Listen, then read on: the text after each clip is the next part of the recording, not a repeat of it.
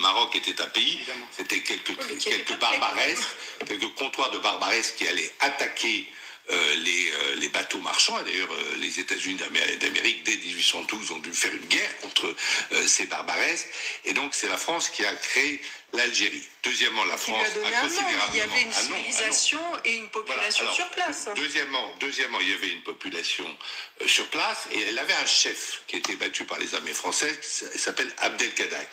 Abdelkader, il a accepté, l'émir Abdelkader, il a accepté des grands croix de la Légion donnés par Napoléon III et d'avoir d'ailleurs une pension. Et quand il s'est installé à Damas, il a sauvé, en 1860, les chrétiens. Il y a une œuvre de construction en Algérie considérable faite par les Français. Les Français ont trouvé le pétrole, l'ont donné aux Algériens. Mais ça ne change rien, ils sont partis. Et ensuite, il y a eu un régime criminel, parce que déjà le FLN était criminel dans sa lutte en utilisant toutes les armes les plus odieuses du terrorisme de 1954. Pour se libérer d'une occupation indue. Et alors, est-ce que je peux parler simplement? Non, je ne sais pas. Simplement. Non, tout le monde a le droit de parler sur ce plateau. Alors, donc je dis que l'insurrection du FLN en 1954 a commencé par l'assassinat d'un couple d'instituteurs.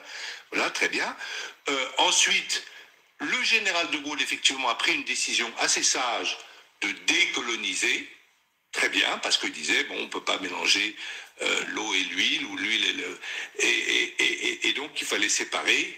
Mais ce qu'a fait le FLN, qui a ensuite, tout de suite, massacré, contrairement aux accords d'Alger, c'est-à-dire qu'ils ont renié toutes leurs paroles, massacré les harkis qui étaient restés en Algérie, et ensuite confisquer le pouvoir. C'est un pouvoir du FLN, c'est un pouvoir qui est à la fois assassin, à la fois paresseux et visiblement ignorant des réalisations. Les réponses de l'OAS n'ont pas été non plus très pacifistes, Renaud Girard. Alors, les réponses de l'OAS contre le général de Gaulle, parce que l'OAS, il a fait ses attentats, il a essayé par 7 fois d'assassiner le général de Gaulle. L'OAS est un mouvement à bannir, est un mouvement terroriste, et la France du général de Gaulle, le lieutenant-colonel Bastien Thierry a été fusillé, et il méritait d'être fusillé. L'OAS était un mouvement terroriste qui s'opposait aux décisions légales du général de Gaulle, et le général de Gaulle a eu tout à fait raison. Mais ce pouvoir algérien qui a été incapable de rien faire de cette richesse, qui a été incapable de satisfaire son peuple, qui a été incapable de donner la démocratie à son peuple.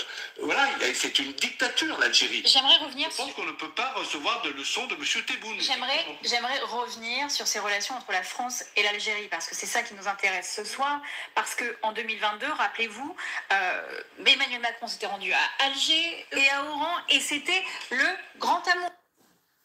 سمعتي ولا سمعتيش؟ C'était le grand amour. Emmanuel Macron et...